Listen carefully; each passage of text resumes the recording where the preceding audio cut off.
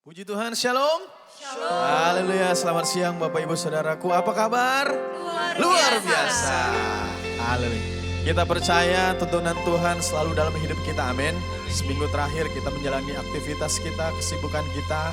Sampai pada hari ini kita bersama-sama kembali untuk memuji Tuhan. Nyatukan hati kita mau ngangkat pujian kita, penyembahan kita buat Tuhan. Mari sama-sama kita bangkit berdiri saudara. Kita bangkit berdiri, kita tundukkan kepala kita berdoa.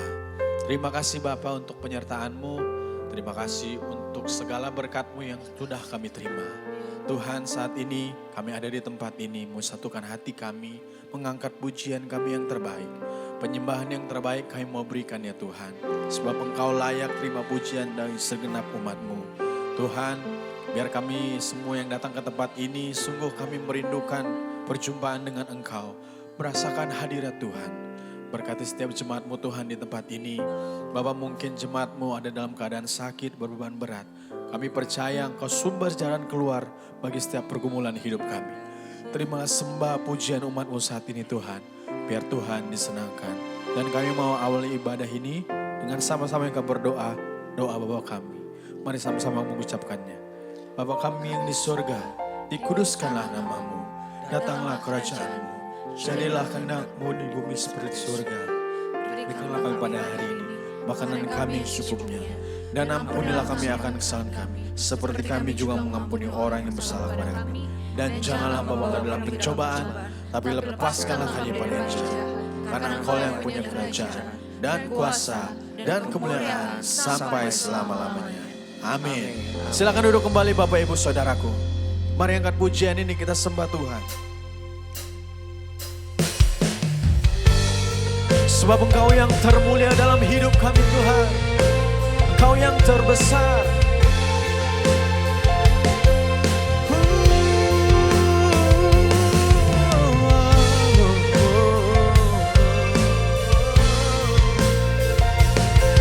Haleluya.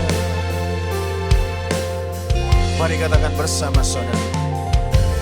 Alam semesta melukiskan kebesaran Tuhan.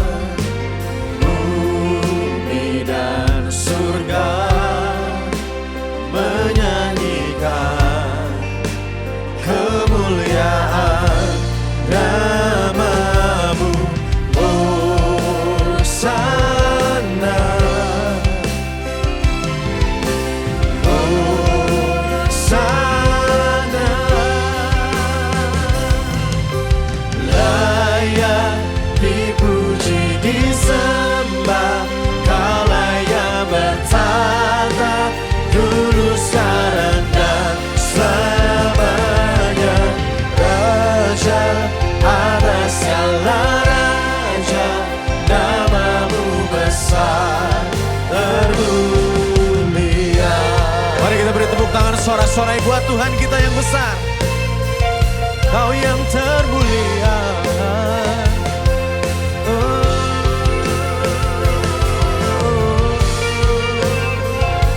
Kami mau menyembah-Mu Tuhan.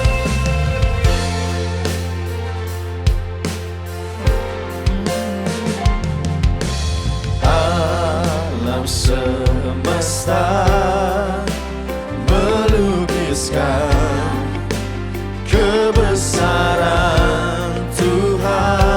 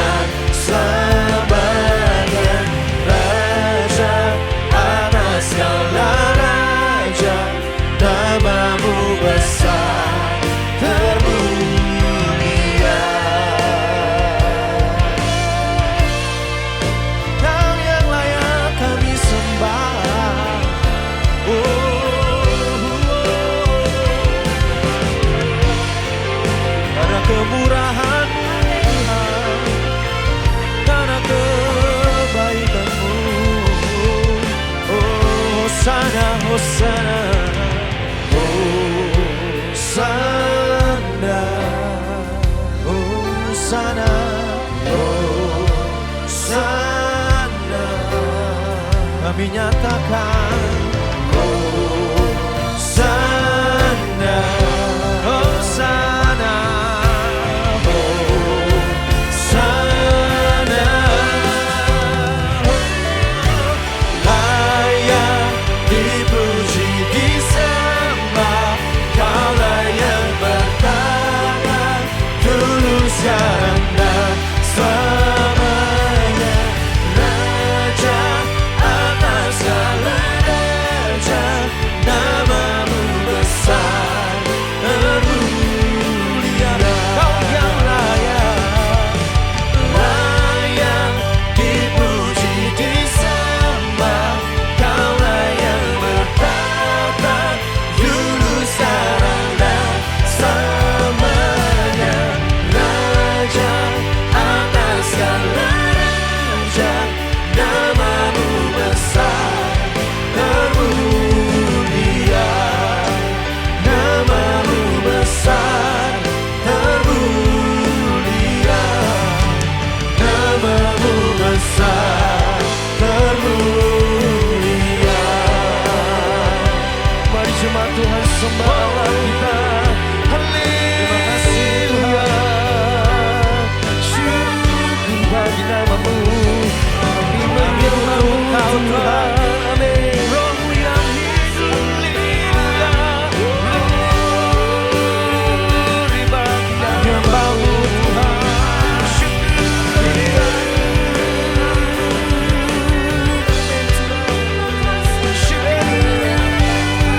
Bagi namamu, segala pujian syukur kami bagi namamu Tuhan.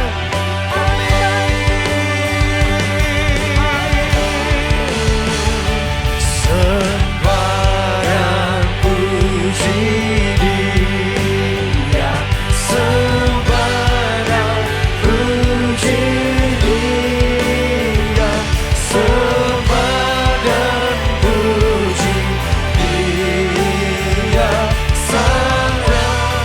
Kami menyembahmu Tuhan, sembarang puji, sembarang puji Dia, sembarang puji Dia, sembarang. Dipersilakan jemaat Tuhan bangkit berdiri dan angkat tanganmu dan nyatakan kami menyembahmu Tuhan.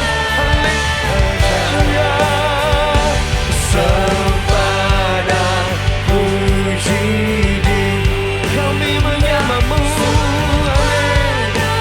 Puji Dia, sembarang puji Dia, Sang Raja. Mari jemaat Tuhan angkat tanganmu dan nyatakan sembarang puji Dia, sembarang puji Dia, sembarang puji Dia, Sang Raja.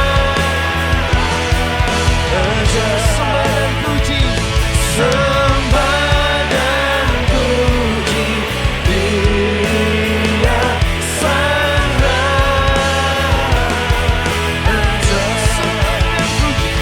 Sembarang puji Dia, Sang Raja. Berikan sorak-sorai kemuliaan Tuhan Allah kita. Haleluya. Amin Tuhan, terima kasih Tuhan. Kami bersyukur Tuhan, sungguh kami percaya hadirat-Mu Kau nyatakan di tengah-tengah kami. Kami siap lebih lagi menaikkan pujian kami. Dalam nama Yesus kami berdoa. Bersama mari katakan amin. Tepuk tangan yang terbaik sekali lagi buat Tuhan kita saudara. Siap menyembah Tuhan saat ini, amin. Haleluya. Lihat kanan kiri kita dulu. Kasih senyum yang terbaik, katakan Yesus kita dahsyat. Sebab Dia sudah disalibkan, Dia mati, Dia naik ke surga bagi kita semua saudara. Amin. Amin. Haleluya. Angkat pujian ini bersama. Mari bertepuk tangan saudaraku. Engkau Allah yang baik bagi kami Tuhan. Yes, you are good Lord.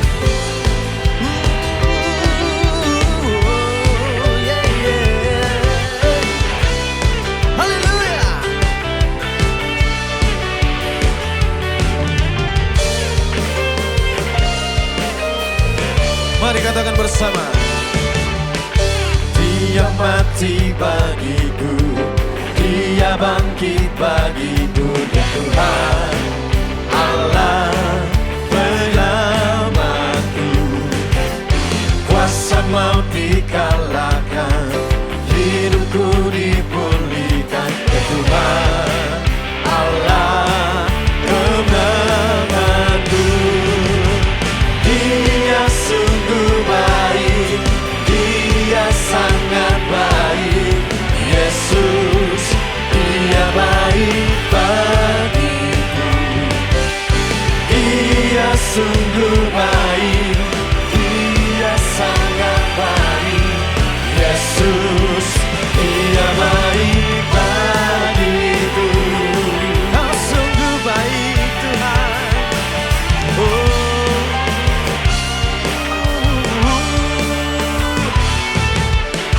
Yang ada di dalamku, bergerak di hidupku, ya Tuhan Allah kekuatanku. Dia penuhi hatiku dengan kuasa kasih-Nya, ya Tuhan Allah kemenanganku. Katakan ya Allah yang baik.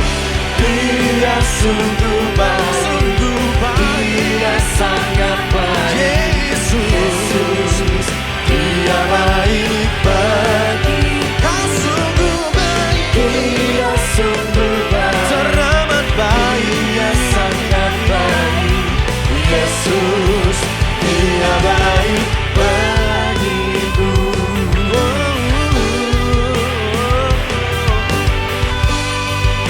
Kami nyatakan Kau Allah yang baik.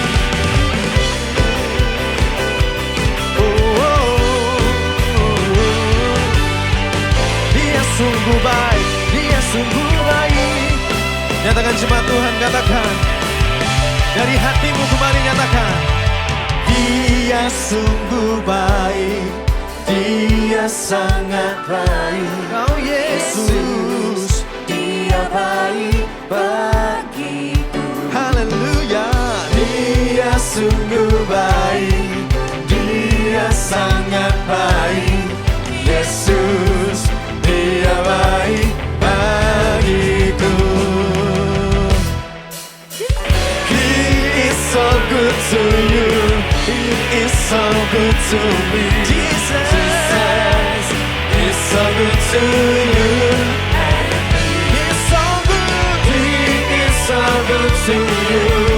He is so good to me. Jesus is so good to you and me. Jesus is so good to you and me.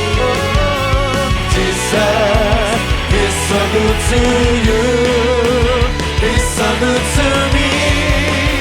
He's so good to you and me.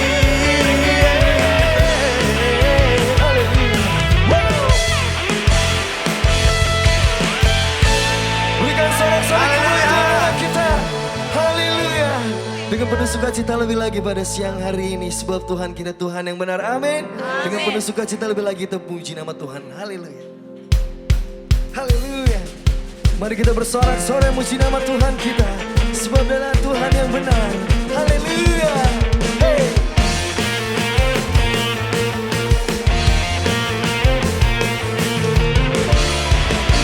Mari semua Tuhan nyatakan, Kau gunung batuku dan Kau kota bentengku, tak akan ku ragu. Kau menjamin hidupku, Kau keselamatanku, dan Kau yang membelaku, tak akan ku takut. Kuasa-Mu di dalamku, walau badai menerpa di dalam hidupku ini. Namun tangan-Mu Tuhan mengangkatku tinggi. Kau Tuhan yang benar, tak pernah tinggalkan. Dahulu sekarang samanya, janji-Mu tak berubah. Kau Alfa dan Omega, awal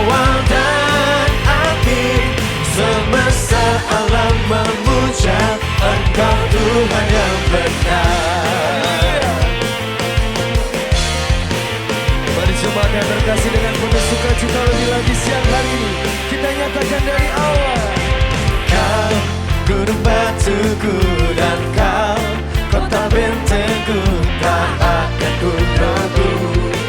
Kau menjamin hidupku, kau keselamatanku, dan kau yang membelaku, tak akan ku takut. Bersamamu di dalamku, walau badai menerpa di dalam hidupku ini, namun tanganmu Tuhan mengangkatku tinggi. Kau Tuhan yang benar, tak pernah tinggalkan. Dahulu sekarang samanya, janjimu tak berubah. Kau Alfa dan Omega, awal dan akhir. Semesta alam memuja Engkau Tuhan yang benar. Beri sorak-sorai lebih lagi siang hari ini. Haleluya. Hey.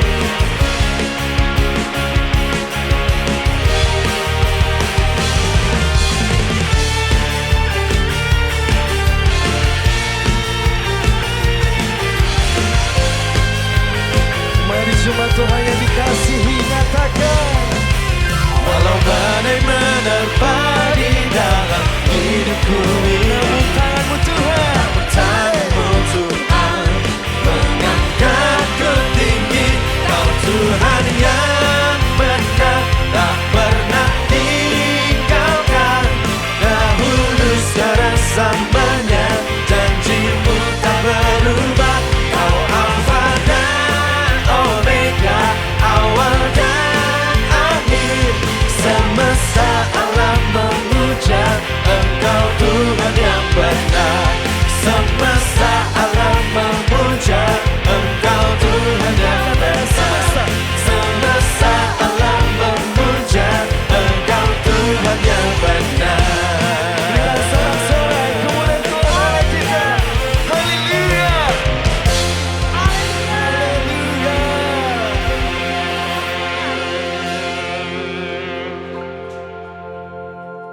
Dipersilakan jemaat Tuhan terkasih untuk kembali duduk. Sebentar kita akan mendengar firman Tuhan.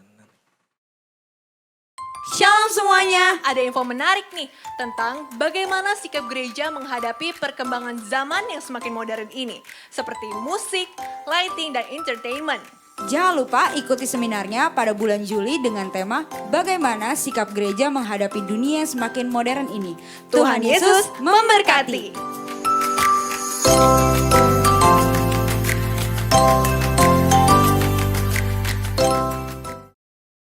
Bagi Bapak Ibu yang ingin memberikan persembahan dan persepuluhan dapat mentransfer ke rekening berikut.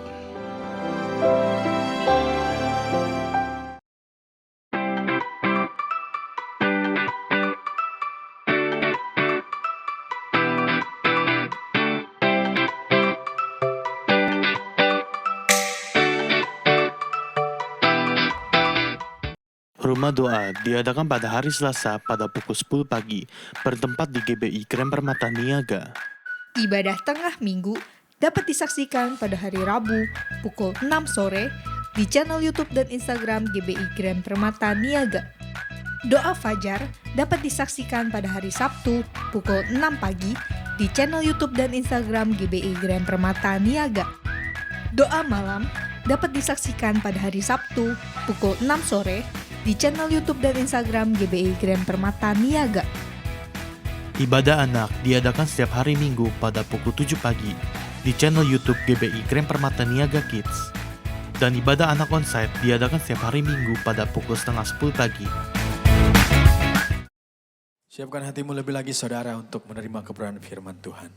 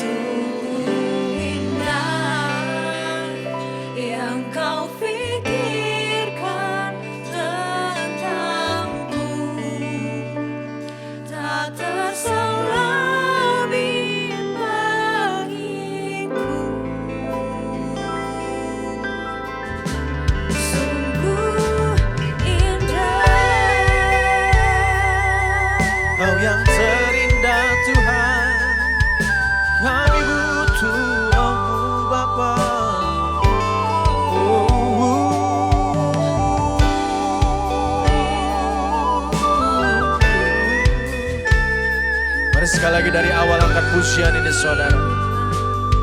Terima kasih Tuhanku. Kemanakah aku dapat pergi, menjauhi rohmu yang suci. Kau sahabat, kau bersamaku Tuhan, dan kau dekat.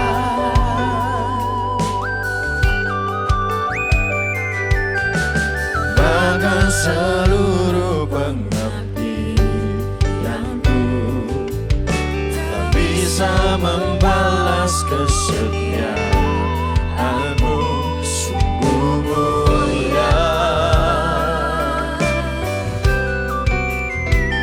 dan berharga. Mari sama-sama bangkit berdiri saudara, katakan sungguh besar pengorbananmu bagiku, terlalu dalam untuk dimengerti. Sungguh besar, sungguh indah yang kau pikirkan tentangku, tak terselami bagiku.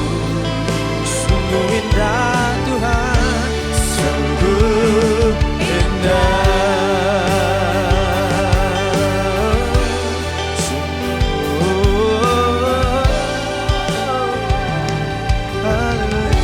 Sungguh indah. Ora masih kala raba la raba la raba la raba. Ora makala raba la raba la raba la raba la raba la raba. Segala raba. Raba la raba la raba la raba la raba la raba. Haleluya, haleluya. Terima kasih Tuhan. Kami umat-Mu siap menyambut firman-Mu. Urapilah kami semua dan urapi hamba-Mu yang akan menyampaikan firman ini, agar firman ini tidak kembali dengan sia-sia, dan boleh tumbuh dan hidup kami dan menghasilkan buah yang baik dan berlipat ganda, yaitu sampai 30 kali, 60 kali, bahkan 100 kali ganda. Dan berikanlah pada kami semua Tuhan urapan roh hikmat dan wahyu daripadamu, agar kami boleh menangkap dan mengerti isi firman-Mu ini dengan baik dan benar, yaitu tepat seperti apa yang Kau maksudkan kepada kami semua. Terima kasih Tuhan, kami siap sambut firman-Mu ini hanya di dalam satu nama yang berkuasa, yaitu nama-Mu Tuhan Yesus Kristus. Haleluya. Amin. Beri tepuk tangan buat Tuhan Yesus. Shalom. Silakan duduk. Ya. Pada hari ini kita merayakan lagi ya ibadah Pantekosta ya. Nah, apakah itu? Itu kalau kita lihat di Perjanjian Baru adalah menunjukkan hari ke-50.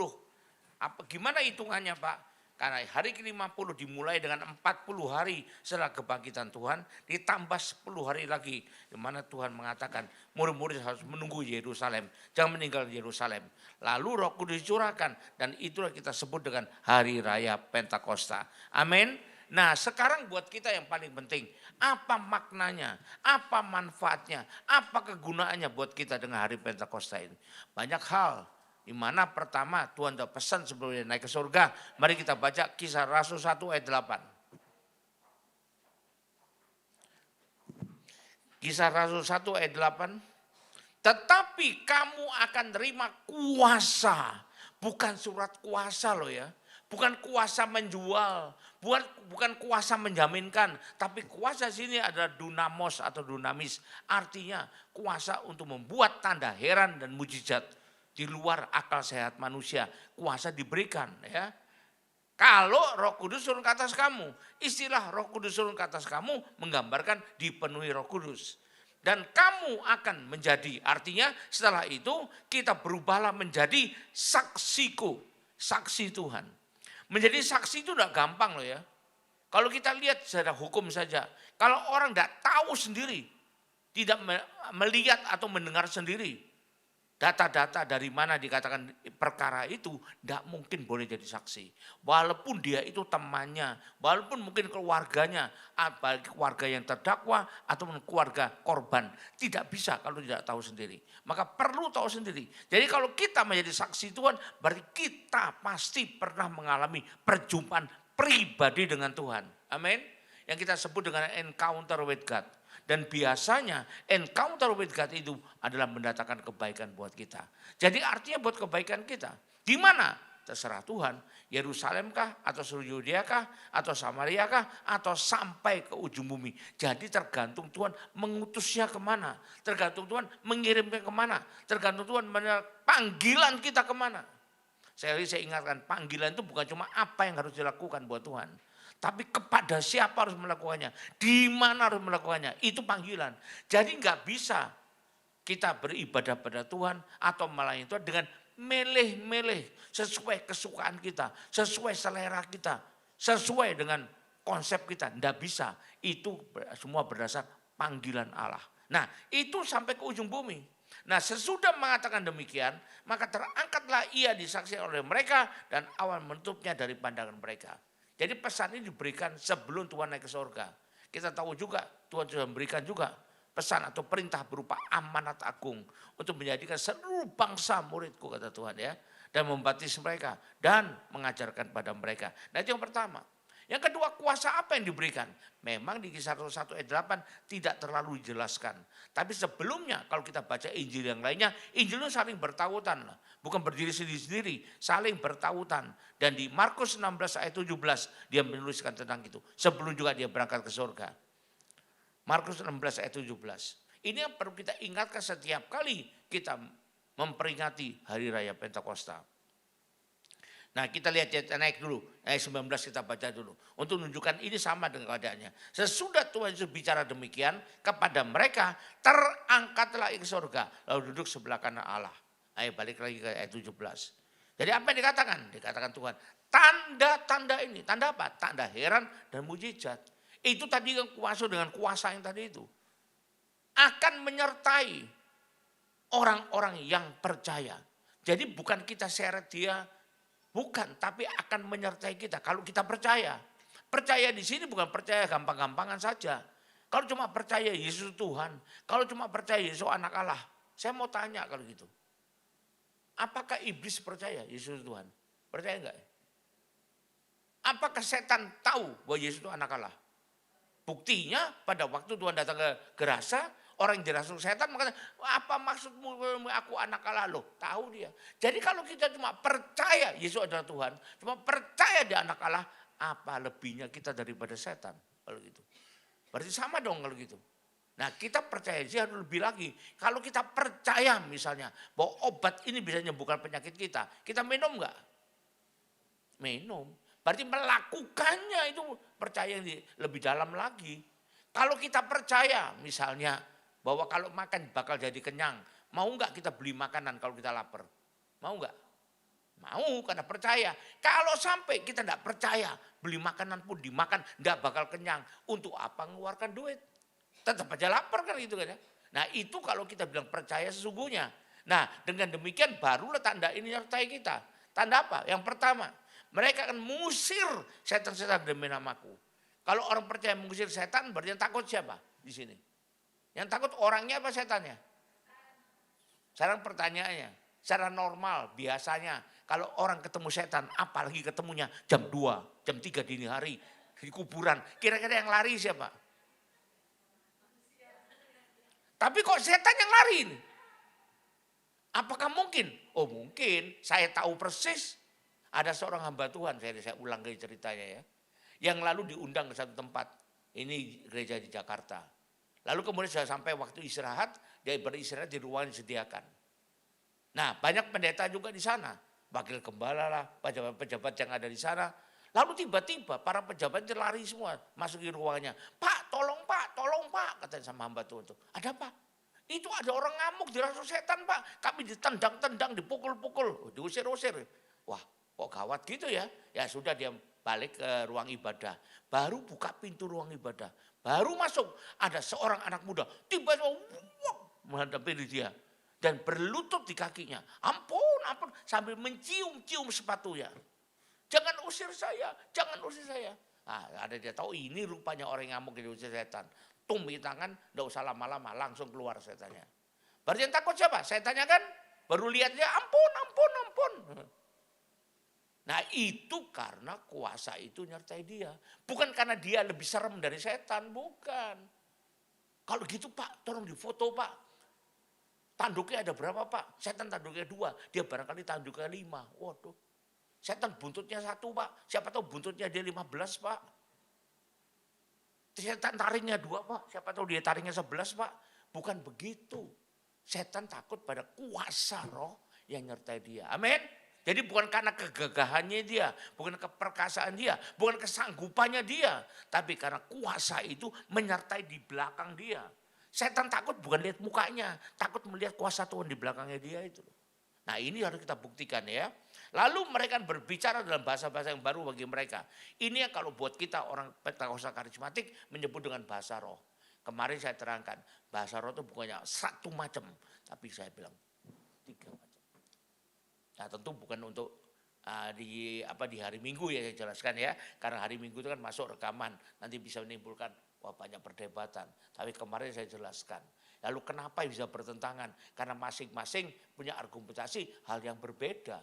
Jadi kalau kita mau berdebat antara ayam sama bebek, sama enggak? Wah, enggak bisa, ayam itu berkokok. Oh enggak bisa, ayam enggak boleh berkokok. Ayam itu berenang, itu kan bebek gitu. Jadi berdebat sampai kapanpun, sampai dunia kiamat tidak akan bisa selesai. Karena didebatkan hal yang berbeda. Untuk itu perlu ngerti. Makanya kemarin saya jelaskan buat kita. Karena Tuhan sudah jelaskan buat kita juga ya. Itu bahasa baru bagi mereka. Dan mereka akan memegang ular.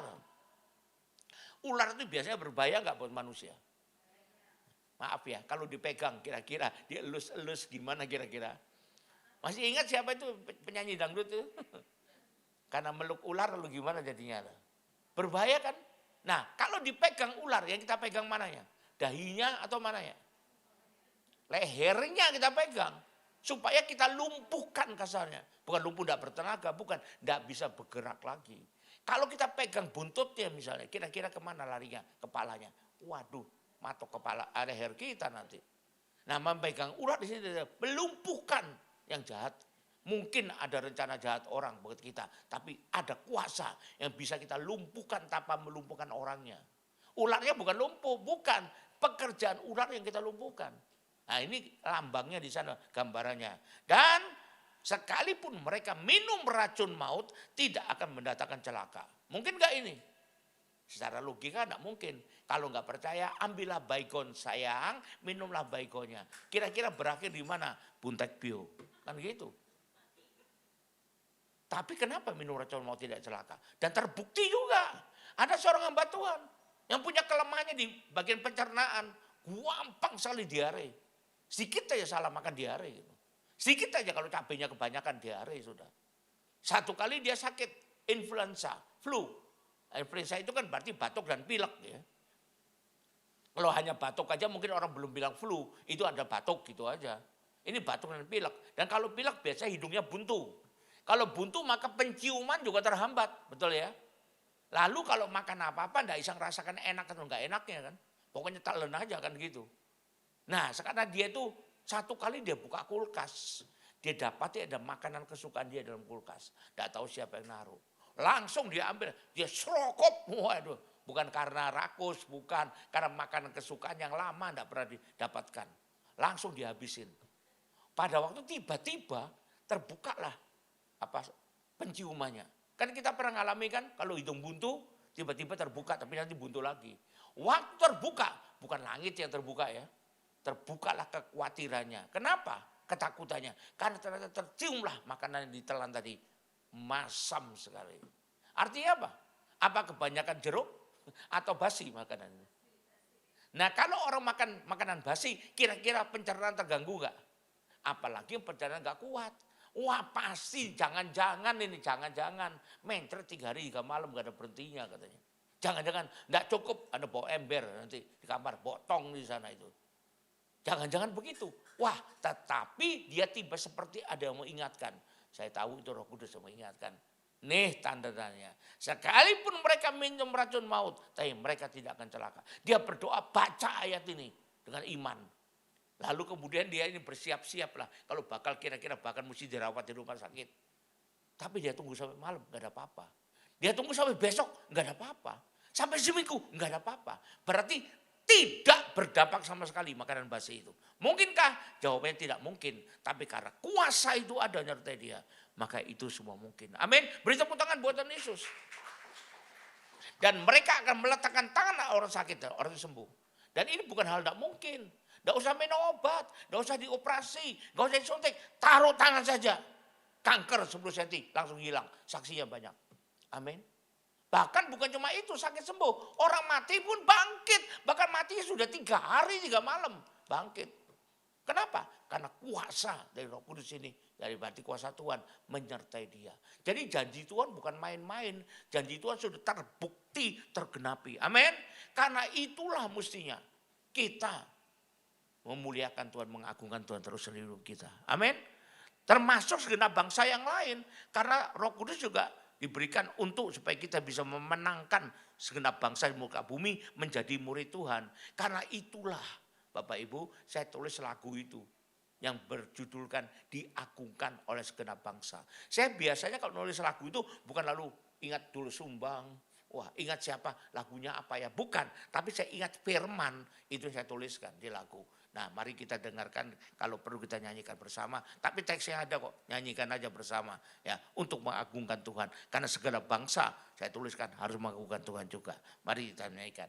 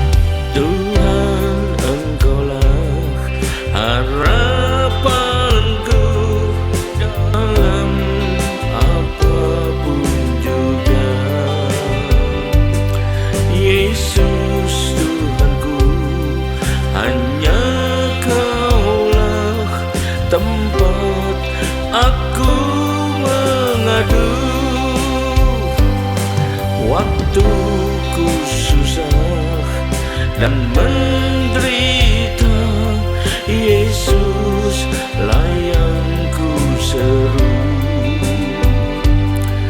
Waktuku jatuh dan terluka, Engkaulah penolongku. Ku ingin selalu tinggal di dalam hadirat-Mu Tuhan, merasakan damai sejahtera yang tak tergantikan. Yesus Kau Tuhan ditinggikan sampai selamanya. Muliakanlah dan agungkan seluruh umat manusia.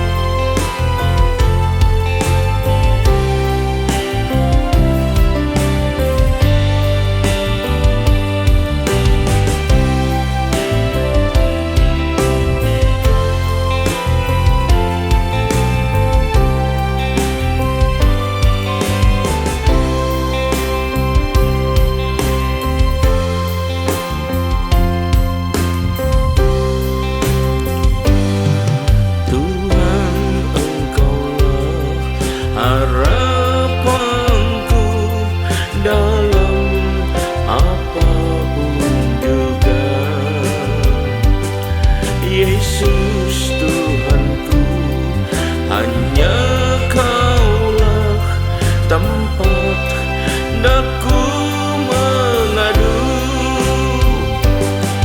Waktu ku susah dan menderita, Yesus lah yang ku perlu.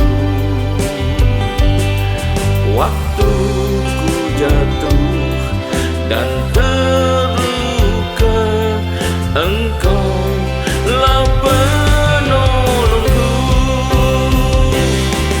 Ku ingin selalu tinggal di dalam hadirat-Mu Tuhan, merasakan damai sejahtera yang tak tergantikan. Yesus Kau Tuhan ditinggikan sampai selamanya. Muliakanlah dan agungkan seluruh umat manusia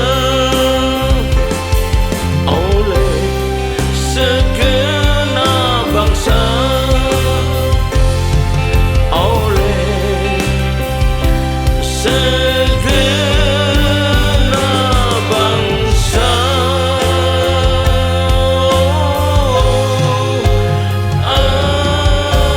Amin. Dengan apa kita mengagungkan? Dengan melakukan semua yang dipesan pada kita. Jangan sampai terjadi misalnya Tuhan mengirimkan Roh Kudus, mengutus Roh Kudus, kita tidak menanggapi dengan sebaik-baiknya seperti yang disarankan oleh Tuhan. Itu namanya mendukacitakan Roh Kudus. Amin. Kalau ada seorang ibu capek-capek masakan buat anaknya satu masakan, anaknya tidak mau makan, kira-kira berduka enggak ibu itu? Kalau Roh Kudus melakukan sesuatu buat kita dan kita tidak mau, kira-kira berduka enggak Roh Kudus? Nah, itu namanya mendukakan Tuhan.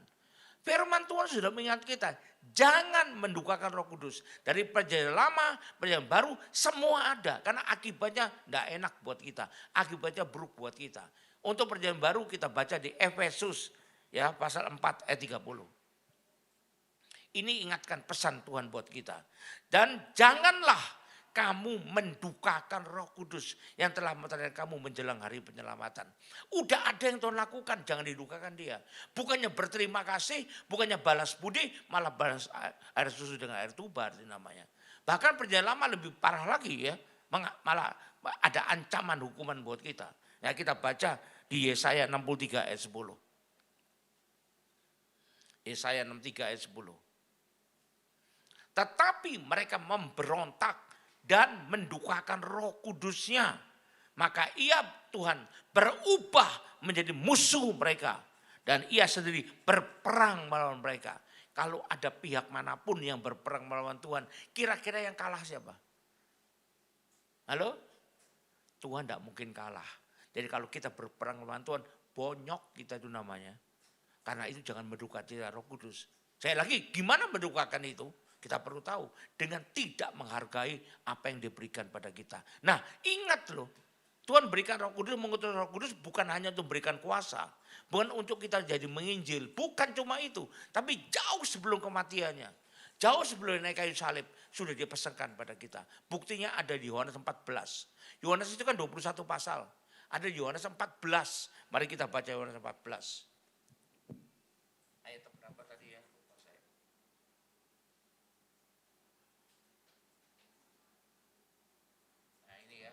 Jikalau kamu mengasihi aku, kamu akan menuruti segala perintahku. Aku akan minta kepada Bapa dan Ia akan berikan kepadamu seorang penolong yang lain. Inilah gelaran, predikat yang diberikan untuk Roh Kudus sebagai penolong. Supaya ia menyertai kamu selama-lamanya. Yaitu roh kebenaran. Di samping Roh Kudus dia menyebutkan sebagai roh kebenaran. Ya. Dunia tidak dapat terima dia, dunia tidak melihat dia dan tidak mengenal dia. Tapi kamu muridku mengenal dia, sebab ia mengenal kamu dan akan diam di dalam kamu. Ya, itu dikatakan di Yohanes 14. Lebih jelasnya Yohanes 16 ayat 15 mulai.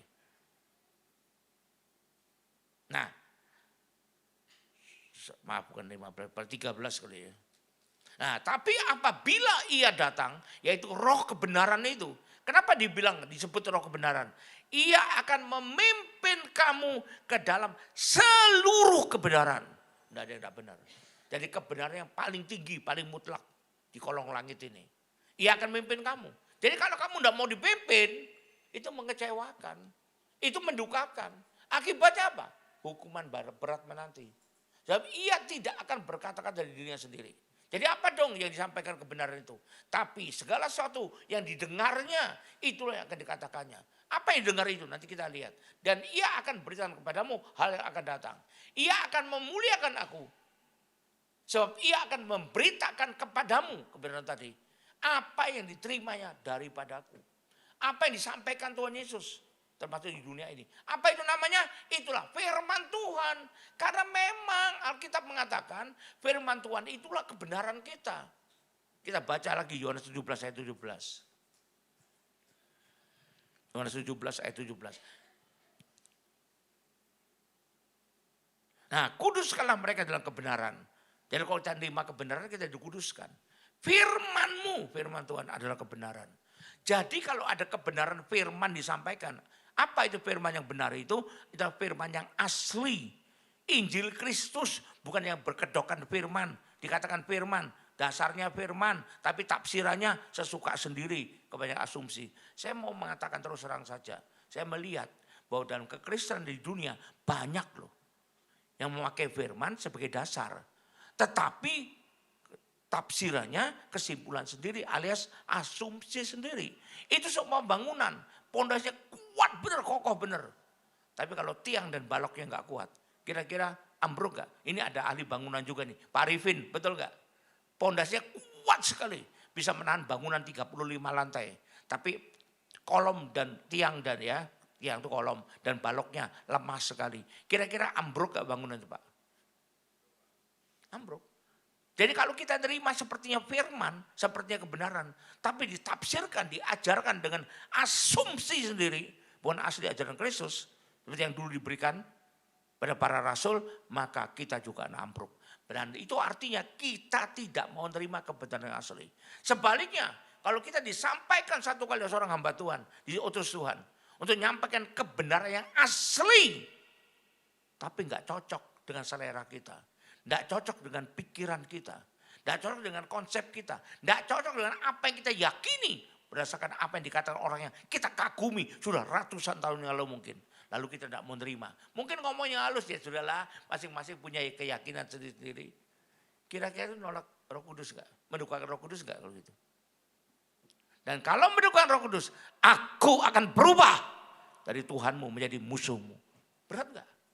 Berat sekali. Jadi hati-hati sekali. Jangan cuma ngikuti selera kita. Ngikuti keinginan kita. Ngikuti kesukaan kita. Ngikuti pikiran kita. Tapi ikutilah kebenaran sejati. Karena Roh Kudus mengatakan kebenaran sejati. Kalau kita tolak, berarti kita nolak pertama. Mendukung kecintaan Roh Kudus. Kedua, apakah firman itu? Itulah Tuhan Yesus. Jadi kita nolak Yesus juga. Kalau ada orang nolak Yesus, kira-kira bisa nginjek sorga enggak dia? Nginjek pelatarannya bisa enggak? Lalu diinjak apa?